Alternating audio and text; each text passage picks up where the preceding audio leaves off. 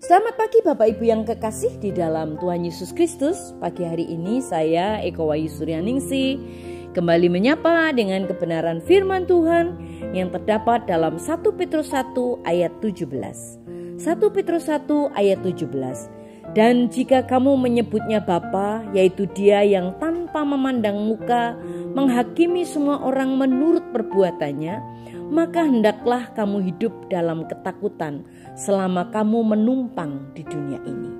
Amin. Bapak Ibu yang kekasih di dalam Tuhan, dunia ini bukanlah rumah kita. Kita mungkin pernah mendengar gagasan itu sebelumnya.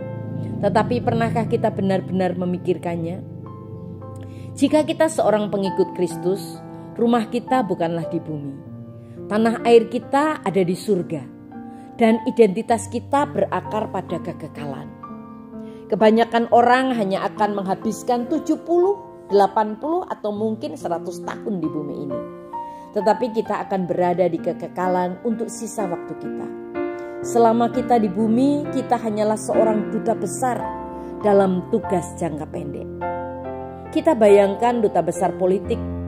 Mereka tinggal di negara asing sebagai perwakilan negara asal mereka. Namun negara asing itu bukanlah rumah mereka.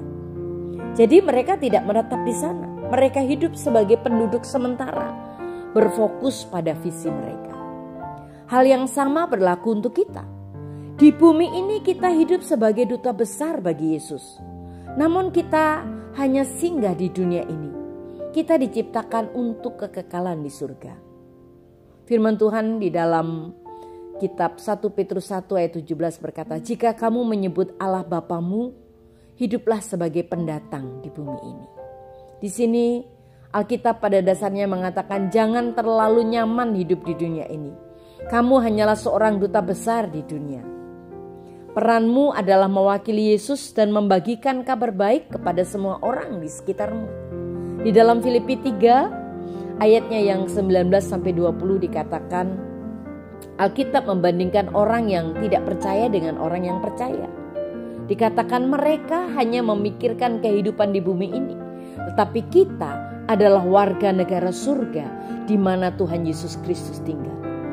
Mudah sekali untuk kita terjebak dalam situasi saat ini. Bekerja untuk mengumpulkan kekayaan, kekuasaan, atau bahkan untuk gengsi. Namun para pengikut Yesus seharusnya memiliki prioritas yang berbeda, yaitu prioritas kekekalan. Prioritas itu adalah memberitakan kabar baik tentang Tuhan Yesus Kristus kepada orang-orang yang belum percaya. Di dalam 2 Korintus 5 ayat 20 menyatakan dengan jelas, jadi kami diutus untuk berbicara atas nama Kristus, seolah-olah Allah memanggil kamu melalui kami. Kami berbicara atas nama Kristus ketika kami meminta kepadamu supaya kamu berdamai dengan Allah telah meninggalkan kita di bumi ini untuk menjadi duta besarnya. Pergi, kita diceritakan tentang Dia kepada orang lain hari ini. Amin. Mari kita berdoa. Tuhan Yesus, terima kasih buat firman-Mu hari ini. Kami percaya Tuhan, Engkau memberikan kami kesempatan untuk menjadi duta besar di dunia ini. Memberitakan Injil sehingga saatnya nanti kami kembali berjumpa dengan Engkau dalam kekekalan. Haleluya.